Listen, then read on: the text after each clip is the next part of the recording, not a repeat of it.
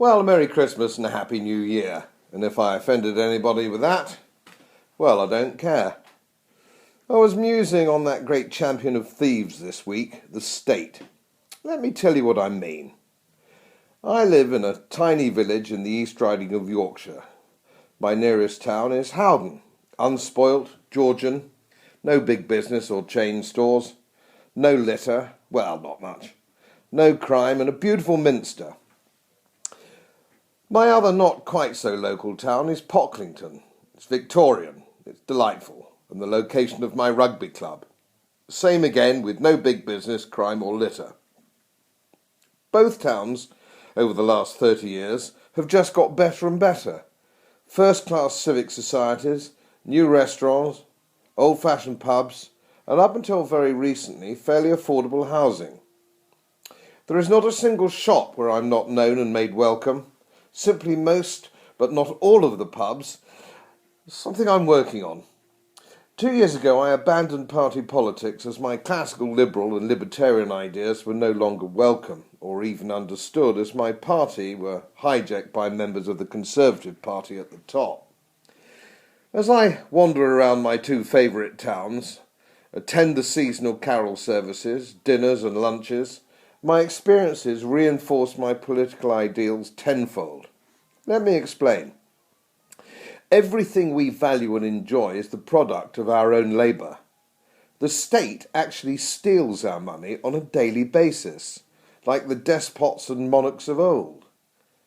Your car, mobile phone, TV, computer, kitchen appliances are all the result of private enterprise.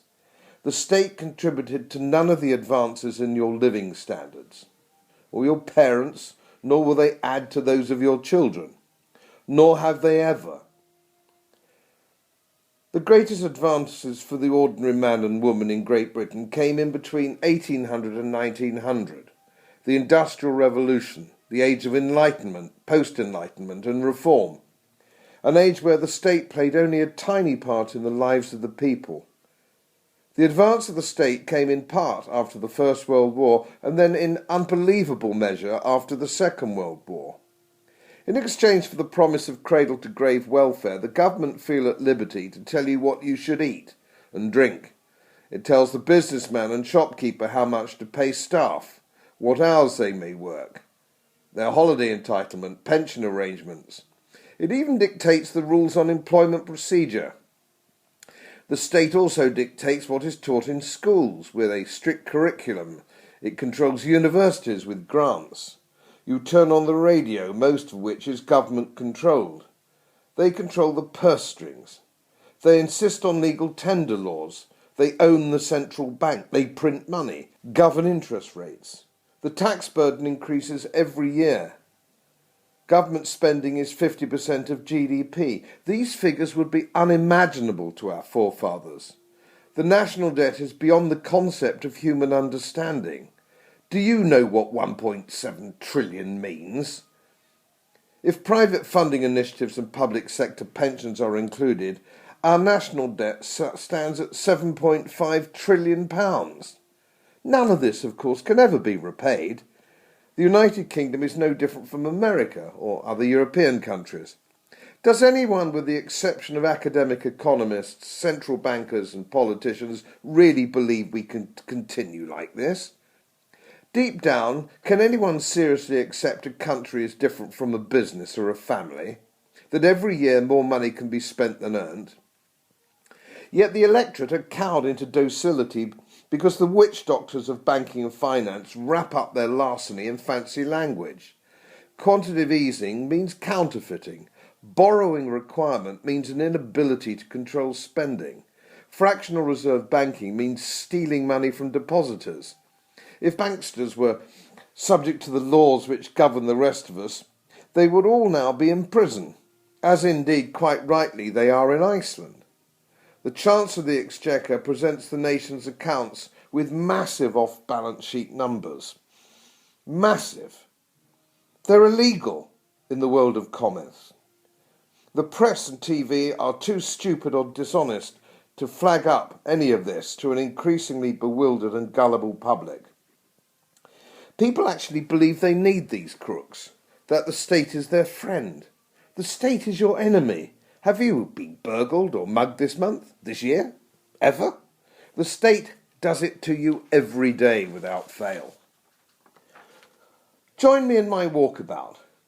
I woke up this morning and had a cup of tea at 7:30. Bingo, the government stole £5 in rates, which is our daily local government rip-off. No mains drainage, potholed roads, no kids, just the bins emptied. Not much of a deal, is it? Fill up the car. Cost me 60 quid, of which, of course, the state got 40 quid in petrol duty. I bought cartridges for a Christmas shoot. The VAT was £12. I picked up the Christmas booze, £200. Well, the duty on that's roughly £160. I paid road tax on the horse box, our 2 cars, tax on my insurance on the house, which came round this month, which was £400, incidentally. The whole came to £1,500. My minuscule army pension came through yesterday, as did a few other payments to the tune of about £4,000. Splat, tax owing £800. I could go on, but you get the drift because your life is no different. Oh, but we get the wonderful NHS and police, some say. But if only it were that simple. The NHS runs out at about £120 billion a year, yet it has over 1 million employees, less than half of whom have any medical qualifications. Administrators' average earnings are £65,000. A theatre nurse is £30,000. As you go round Aldi, Sainsbury's and Lidl this Christmas looking at the wondrous choices and staggering value for money, do you imagine that the government do this better than the free market would? Try and shake off political dogma and be honest with yourselves. I know we Brits have the same relationship with the NHS as the Hindus do with cows, but try and open your mind. Don't, by the way, fall for the trap of mentioning America. Their system is as inefficient as ours, and for the same reason. Government interference, only in a different form. Oh, and those wonderful police. But we hardly ever see one. But Mrs. B, doing 36 miles an hour the other day, was clocked in the middle of nowhere. Bingo, £100. Burgled? Sorry, no resources to come out to you. Here's a crime number. Yet we all know it doesn't stop there. Not only do governments squander and waste, they misappropriate on a criminal scale. As the UK borrows money from our children and grandchildren, a crime in its own right, they give £1 billion per month away to foreigners with no serious audit trail. It's called foreign aid. A further £1 billion per month goes to the EU with no audit trail at all for the last 20 years. Over £12 billion a year goes to charities, most of which you've never heard of. Again, no audit. A staggering and colossal £40 billion every year goes on quangos. Again, most of which are unknown to you. One wonders what they all do. I was in politics for 10 years and I don't have a clue. Do you? Then we see social and corporate welfare. Over 100 billion to people who've never worked, have no intention of ever working, nor do their numerous offspring. Corporate welfare is as corrupt, landowners swallowing subsidies of hundreds of thousands every year, single farm payments, and bang on a few wind turbines. Nice work if you can get it. I'm sure everyone can make up their own list of government waste. If not, go to the Taxpayers Alliance website. There are plenty to choose from. Imagine my proposed alternative world for a moment. Now, this is just a bit of fun.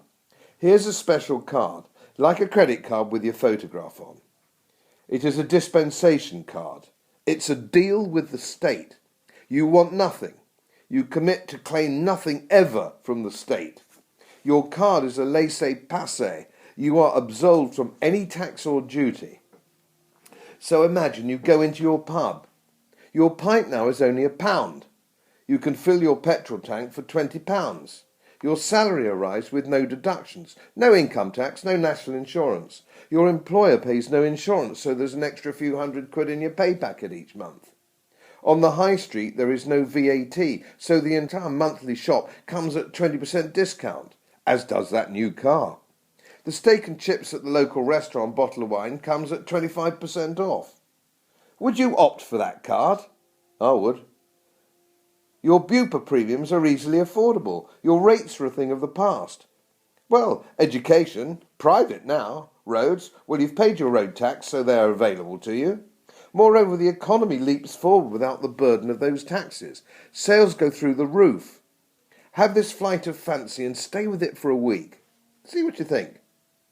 I think many of you will become classical liberal libertarians like me. Unless, of course, you're a fat-cat bureaucrat at the town hall, or a grossly overpaid NHS chief, a welfare scrounger, a banker or a politician.